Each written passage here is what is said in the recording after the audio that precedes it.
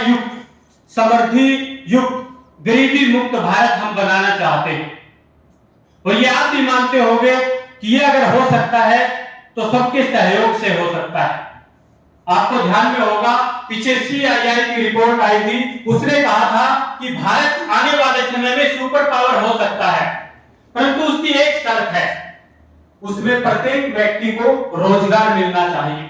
तो प्रत्येक व्यक्ति को रोजगार देने का अगर कोई वादा रखता है तो वो कोई स्टार्टअप, वो कोई लघु उद्योग रखता है। और प्राचीन समय की भी बात करें तो ये जो लघु उद्योग, पूरा भारत प्रत्येक घर इसी औद्योगिक इकाई के रूप में काम करता था और उसी के आधार पर भारत का 33% विश्व के उत्पादन में योगदान होता था और उसी के कारण भारत को सोने की चिड़िया बनाना कहते थे।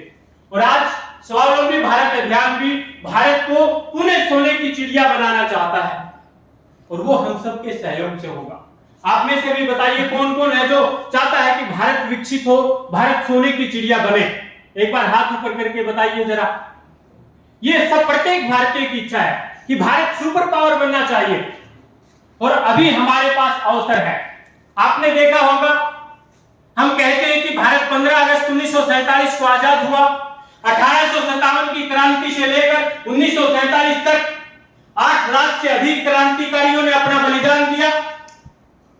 भगत सिंह जैसे नौजवान हंसते हंसते फांसी के फंदे को चूम गए। उनका एक सपना था, वो एक समृद्धि युक्त भारत का निर्माण करना चाहते थे। उनका एक सपना था कि भारत में किसी भी व्यक्ति को कोई प्रॉब्लम नहीं होगी, इस प्रकार के भारत का निर्माण करना चाहते थे।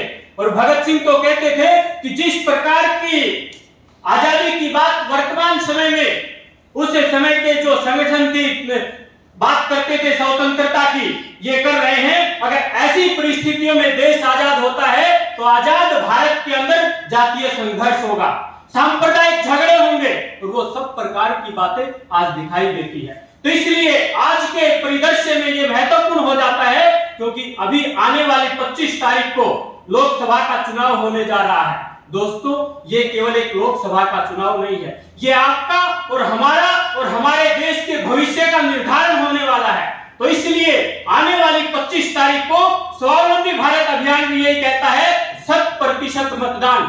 हमारा भी यही प्रयास है और केवल हम अपना वोट डालेंगे यहाँ तक नहीं, अपने आस पड़ोस के लोगों का भी वोट डालते हुए अपने देश के लोकतंत्र को मजबूत करते हुए हम आगे बढ़ेंगे।